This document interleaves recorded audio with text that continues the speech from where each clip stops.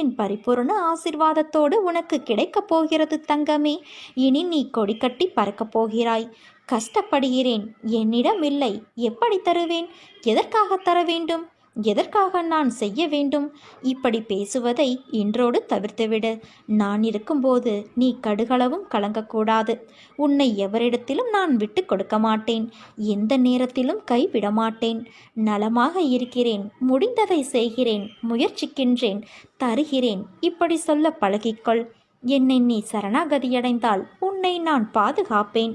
பொறுமையாக இரு என் தங்கமே. உன் கடந்த காலத்தை பற்றியோ தற்போதைய நிலையை பற்றியோ சிறிதும் கவலை கொள்ளாதே. காலங்கள் மாறும். மாறவில்லை என்றால் நான் மாற்றுவேன். வாழ்வில் நீ நினைத்து பார்க்காத வளமான வாழ்வை வாழ்வாய். நீ கடக்கும் பாதைகள் யாவும் உன் வாழ்வை மேன்மைப்படுத்தத்தான் நடந்து கொண்டிருக்கிறது. உனக்கு என்றுமே வழித்துணையாக நான் இருப்பேன் என் குழந்தையே. வாழ்வில் இதற்கு மேலும் நல்ல நல்ல நிலைமைகள் உள்ளது. இன்னும் பல அற்புதங்களை உன் வாழ்வில் நீ காணத்தான் போகின்றாய். பல அற்புதங்கள் உன் வாழ்வில் நடக்கத்தான் போகின்றது. இப்போது இருக்கும் எதுவும் நிரந்தரமல்ல. என்னை வழிபட ஆரம்பித்து எத்தனை நல்ல வினைகளை நீ செய்துள்ளாய். உன்னை ஏளனமாக பார்த்து நகைத்தவர்கள் முன்னிலையில் நீ கொடியாய் உயர்ந்து நிற்கப் போகிறாய். உன்னை தாங்கும் கம்பாக நான் இருக்கின்றேன். என் உயிராய் நீ இருக்கிறாய். உன்னுடைய மனநிலையில் ஏன் இந்த மாற்றம்? உன் இயல்பு நிலையிலிருந்து மாறி ஏன் இப்படி எதையும் உணராதது போல, வாழ்க்கையே மறத்து போனது போல ஏன் இந்த தோற்றம் உனக்கு? நீ நிறைய விஷயங்களை மாற்ற வேண்டியதாய் உள்ளது. உன் கோபம், அவசர புத்தி, சகிப்புத்தன்மை இல்லாத நிலை, எதற்கெடுத்தாலும் எரிச்சலான எண்ணம், அகங்காரம், இவற்றை மாற்றினால் நிம்மதியான சந்தோஷமுடைய வாழ்க்கையை நீ எய்துவாய். மற்றவர்கள் உன்னை காயப்படுத்தி உன்னை புறம் கூறினாலும் நீ நகர்ந்து வந்துவிடு. நீயும் அதையே செய்யாதே. பிறகு என் பிள்ளையான உனக்கும் அவர்களுக்கும் என்ன வித்தியாசம்? உன் பக்தி உண்மையானது, உன் அன்பு தூய்மையானது. அதில் எந்த குறையும் காண முடியாது. நடக்கின்ற மாயையும் கர்மாவும் தான் உன் நிலையை தாழ்த்த செய்கிறது. நீ வணங்கும் தெய்வம் நான் இருக்கும்போது உன் சூழ்நிலை எனக்கு தெரியாமல் எப்படி போகும்? உன்னை புரிந்து கொள்ளாமல் நான் எப்படி இருப்பேன்? என் அருளும் ஆசிர்வாதமும் எப்போதும் உனக்கு உண்டு. உன் மனவழி போக்கி உன் முகத்தில் நிச்சயம் புன்னகை மலர செய்யும் செய்தி உன்னை தேடி வரும். இந்த நொடியை என்னிடம் ஒப்படைத்துவிடு. ஒன்றை மட்டும் நன்றாக தெரிந்து கொள். புண்ணிய பலம் இருந்தால் மட்டுமே நீ என்னை வணங்க முடியும். எவ்வளவோ திட்டங்களை நீ தீட்டி இருக்கின்றாய். ஆனால் உன்னால் வெற்றி பெறத்தான் முடியவில்லை. என்னை வணங்கியும் உன் கஷ்டங்கள் இன்னும் தொலையவில்லை என அங்கலாய்க்கின்றாய். யார் கெஞ்சினாலும் கெஞ்சாவிட்டாலும் எனக்கு விருப்பமில்லை என்றால் நான் யாருக்கும் எதையும் தரமாட்டேன். அது மட்டுமல்ல, நீங்கள் எல்லோருமே திட்டங்களை தீட்டுகிறீர்கள். ஆனால் உனக்கு ஆதியும் தெரிவதில்லை, அந்தமும் புரிவதில்லை. உனக்கு எது நன்மை எது தீமை என்பது எனக்கே தெரியும். இந்த உலகில் எனக்கு தெரியாதது என்று எதுவுமே இல்லை. நடந்தது, நடப்பது, நடக்கப் போவது அனைத்தும் என் உள்ளங்கை நெல்லிக்கனி போல அனைத்தும் இருக்கிறது. என்னுடைய விருப்பத்திற்கு கீழ்ப்படிந்து நீ நடந்து கொண்டால் பக்தர்கள் சுகத்தையும் சாந்தியையும் பெறுவார்கள். இதுவரை நீ வேண்டியது உனக்கு கிடைக்கவில்லை என்றால் நீ என் எதிர்பார்ப்பிற்கு, என்னுடைய விருப்பத்திற்கு நடக்கவில்லை என்று அர்த்தம்.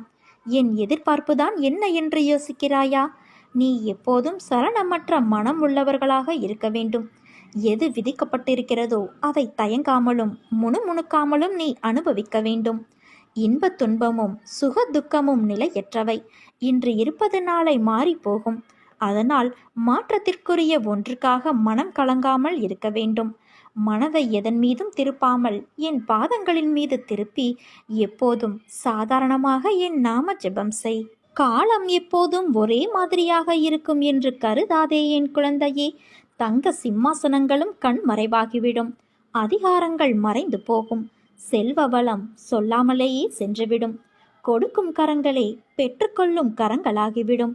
அப்போது கொடுப்பவர்கள் இருக்க வேண்டும் அல்லவா?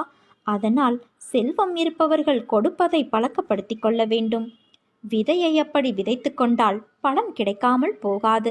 என்னுடையது எனக்கு மட்டுமே என்ற பாவத்தோடு நாட்களை கடத்தி தேவை ஏற்பட்ட போது எனக்கு யாரும் இல்லை என்று கருதினால் பிரயோஜனம் என்ன? தானம் செய்தது ஒருபோதும் வீண் போகாது. ஆறுதல் சொன்னால் அது வீணாகாது. உதவி வீணாகாது. நல்ல சொற்கள் வீணாகாது. அன்பு வீணாகாது. தேவை நேர்ந்த போது அதிக பலனை இந்த குணங்கள்தான் இறைவனின் வடிவத்தில் பிரத்யட்சமாக உன் கண்முன் வந்து நிற்கும். என்றுமே வாழ்வில் நாணயம் போல இரு பக்கங்கள் இருக்கும். ஆனால் அதில் ஏதோ ஒன்றில்தான் உனக்கென்று தேவைப்படும் பக்கம் இருக்கும். உனக்கான இடம் வரும் வரை உன் பக்கத்திற்காக நீ காத்து கொண்டு இருக்கத்தான் வேண்டும். கஷ்டம் வரும் சமயங்களில் நிலை குலைந்து போய்விடாதே. நடப்பதை ஜீரணிக்க முடியாமல் திண்டாடாதே. எதையும் நம்பி யாரும் இல்லை என்று தைரியமடைந்து பார். இறைவன் ஒன்றை எடுத்துக்கொண்டால் இன்னொன்றை தராமல் இருக்க மாட்டான் என்று நம்பிக்கை வை. அமைதியாக இந்த இன்னொன்றை தேடு. அந்த நேரங்களில் அமைதி இழக்காமல், நம்பிக்கை இழக்காமல் நீ அப்படி தேடுவாயானால் இதற்கு முன் இருந்த நிலையை காட்டிலும் உயர்வான நிலையாகவே இருக்கும். நீ செய்யும் நல்ல காரியமும், பிறரிடம் காட்டும் பரிவும், செலுத்தும் அன்பும், நல்ல எண்ணமும் பல்கி பெருகி மீண்டும் உன்னிடமே திரும்ப வரும். அடுத்தவரை பற்றி நீ நினைக்கும் விதத்திற்கு நீயே காரணம். அதற்கு அவர் பொறுப்பல்ல என்பதை நினைவில் கொள். உன் எண்ணங்கள் மறு உருவாக்கம் செய்யப்படுகின்றன. உன்னுடைய மௌனமான எண்ணங்களையும் உணர்ச்சிகளையும் குறிக்கும் உன் அகம் சார்ந்த பேச்சு உன்னிடம் மற்றவர்கள் நடந்து கொள்ளும் விதத்தில் வெளிப்படும். அனுபவிக்காமல் கர்மவினை தீர்ந்து போகாது குழந்தையே. ஜீவர்களின் கர்ம பாசம் எவ்வளவு பலமானதாக இருந்தாலும் என்னை சரணடைந்தவர்களின் தீவினைகள் சிலந்தி பூச்சி உண்டாக்கும் கயிறு போல பலவீனமாகிவிடும். ஏதோ ஒன்றை அடைவதில் மட்டும்தான் நிம்மதி கிடைக்கும் என்று நினைக்காதே. உழைப்பும் நேர்மையும் உன்னோடு இருக்கும் வரை உன்னை ஒருவராலும் வீழ்த்திட முடியாது. நீ நதி போல ஓடிக்கொண்டே இரு. உன்னோடு உன் கூடவே நான் இருக்கிறேன். ஒரு மனிதன் வாழ்க்கையை வாழ அவசியமான விஷயங்கள் இருப்பது போல வாழ்க்கையில் சந்திக்க, அதை கடந்து செல்ல, அதை எதிர்கொள்ள அவர்களுக்கு அடிப்படையான தேவை அன்பு, நம்பிக்கை, பொறுமை, நேர்மை, விடாமுயற்சி. ஒரு கடினமான சூழலை கடக்க ஒருவருக்கு நீடித்த நம்பிக்கையும் குறையாத பொறுமையும் மிக முக்கிய தேவை. உன் வாழ்க்கையில் உன்னை தலைகீழாக மாற்றும் சூழல் வந்திருக்கலாம்.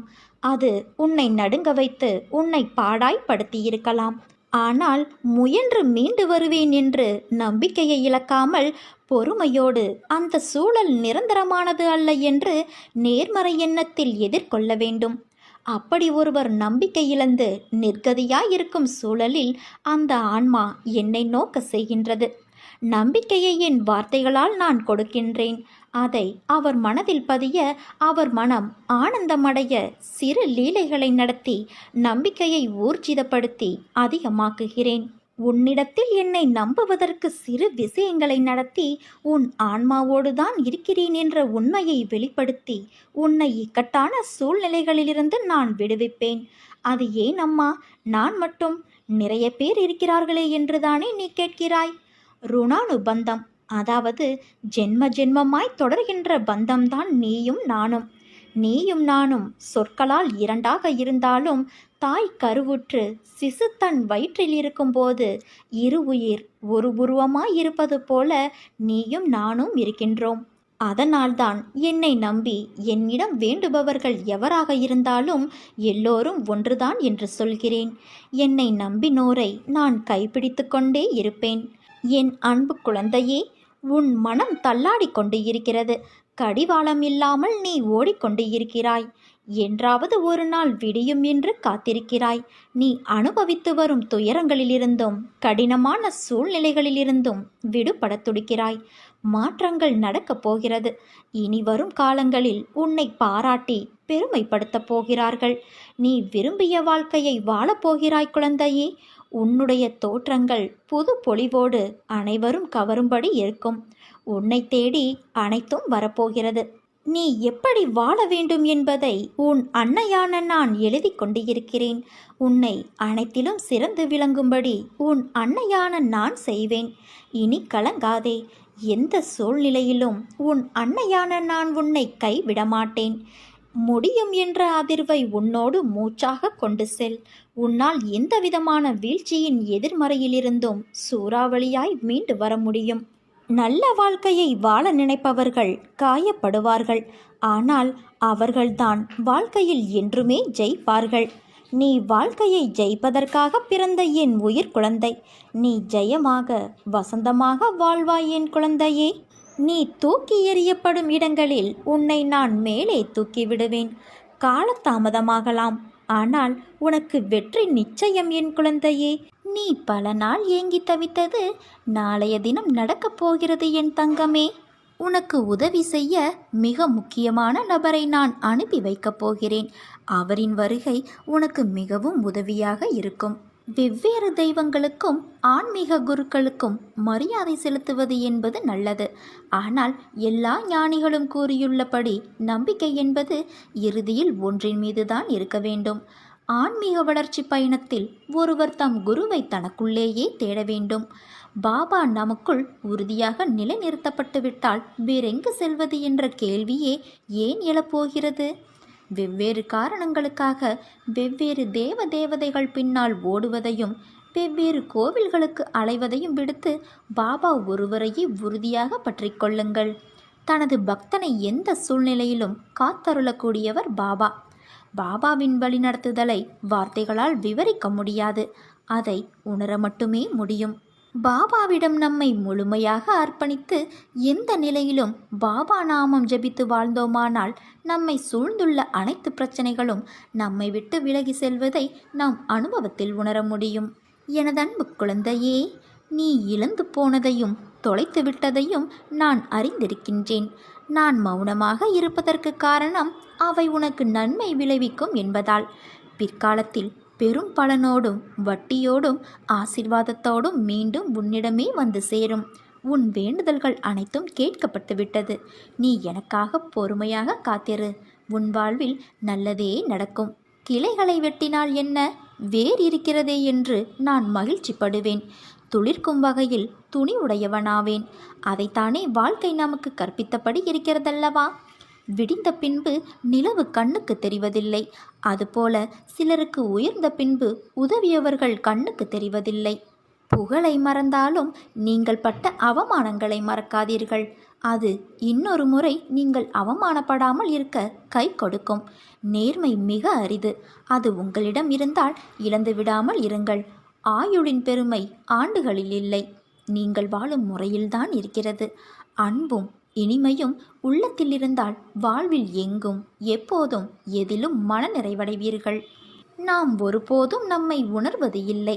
அடுத்தவரை திருத்துவதில் மிக கவனமாக இருக்கிறோம். மிக மிக குறைவானவற்றையே மனிதர்கள் அறிந்து வைத்திருக்கிறார்கள். பெரும்பாலானவர்கள் தங்களுக்கு அதிகம் தெரியும் என்று அடம் பிடிக்கிறார்கள்.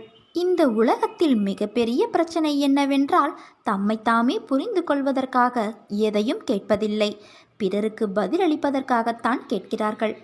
எந்த நாள் உங்களுக்கு உங்களுடைய மதிப்பு தெரிய வருகிறதோ அன்று முதல் பிறருடைய பாராட்டிற்கும் அவமதிப்பிற்கும் எந்த ஒரு பேதமும் தெரிவதில்லை.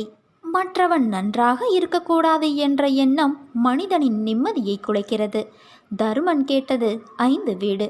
சரியோ தவறோ, நீதியோ அநீதியோ, தர்மமோ அதர்மமோ, 5 வீடு கொடுத்தால் துரியோதனன் ஒன்றும் குறைந்து விடப்போவதில்லை. உலகளந்த பெருமாள் பரவாசுதேவன் 5 வீடு கேட்டான். ஊசி முனை நிலம் கூட கொடுக்க மாட்டேன் என்றான் துரியோதனன். அந்த கஞ்சத்தனம் உலோபகுணம் அவன் குலத்தையே வேறறுத்தது. கொஞ்சம் விட்டு கொடுத்திருக்கலாம். அவனுக்கு எதற்கு கொடுக்க வேண்டும் என்ற முரட்டு பிடிவாதம் துரியோதனனை அழித்துவிட்டது. கெட்டவர்களிடமிருந்து பாடம் படிக்கலாம், ஆனால் அதை ஒருபோதும் நாம் செய்து விடக்கூடாது.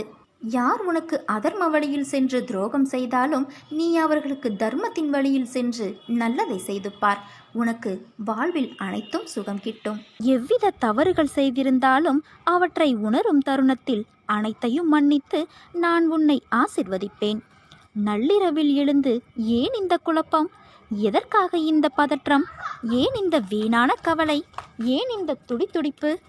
அனைத்தையும் விட்டு உன் வேலைகளை பார்த்து கொண்டிரு. நான் உனக்காக வேலை செய்கிறேன். உனக்காக அவதரித்தவன் நான்.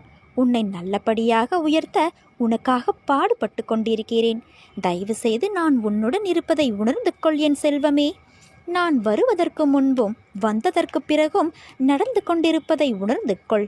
உன்னை எப்படி நான் கைவிடுவேன்? உன்னை அனைத்து திசைகளிலிருந்தும் நான் பாதுகாத்து கொண்டிருக்கிறேன். நான் இருக்கும் இடத்தில் எவரையும் உன்னை நெருங்க விடமாட்டேன். என் கண் பார்வை உன் மீது விழுந்து கொண்டிருக்கும் போது எந்த கெடுதலும் வந்து உன்னை துன்புறுத்திவிட முடியாது.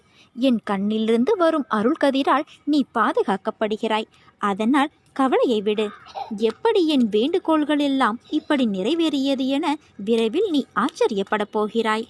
மானுடர்களுக்கு விதிக்கப்பட்ட செயல் ஒன்று இருக்கிறது. முக்தனாவதற்கு மானிடருக்கு மாத்திரமே அவகாசம் உள்ளது. கர்ம பந்தங்களிலிருந்து முக்தி அடைவதற்காகவே நரஜென்மம் கிடைத்துள்ளது. ஞானம் பெறுதலே மனித ஜென்மத்தின் குறிக்கோள். அது தவிர மற்றது ஏதாகிலும் அது முக்கியமற்றது. இருப்பினும் எனது தனி சிறப்பு என் பக்தர்களின் வேண்டுகோள்களையும் அவர்கள் தங்கள் விருப்பங்களை விருப்பு வெறுப்பற்று யாருக்கும் பாதிப்பின்றி அனுபவிக்கும்படி செய்வதற்கு அவர்களை தகுதிப்படுத்தி அவர்களின் விருப்பங்களை நிறைவேற்றுவதாகும். அவர்களின் விருப்பங்கள் யாவையும் நான் சீக்கிரம் நிறைவேற்றிய பிறகு அவர்களை பின்னர் என் வயப்படுத்துவேன். அவர்களுக்கு ஞானத்தை கொடுப்பேன். அசாத்தியமெல்லாமே எனக்கு சாத்தியமே. அப்படி இருக்க உன் சாத்தியமான கோரிக்கைகள் எனக்கு எம்மாத்திரம்? உனக்கு மூடும் கதவுகள் அனைத்தையும் சர்வ சாதாரணமாக நான் உடனே திறப்பேன். கவலையற்று இரு. உன் வேண்டுதல்கள் உடனே நிறைவேறப் போகிறது. எத்தனை பேர் கூடி நின்று உன் வழியை அடைத்தாலும் அத்தனை பேரும் வியக்கும்படியாக நான் உனக்கு பல வழிகளை திறப்பேன். உன் சந்தோஷத்திலும் சரி, துக்கத்திலும் சரி, உன்னுடன் தான் இருப்பேன். உன் வழியை நான் மாற்றுவேன். என் பிள்ளையின் வளர்ச்சிக்காக நான் பாடுபடுவேன். உன் கண்ணீர் கவலையெல்லாம் முடியப் போகிறது என் தங்கமே.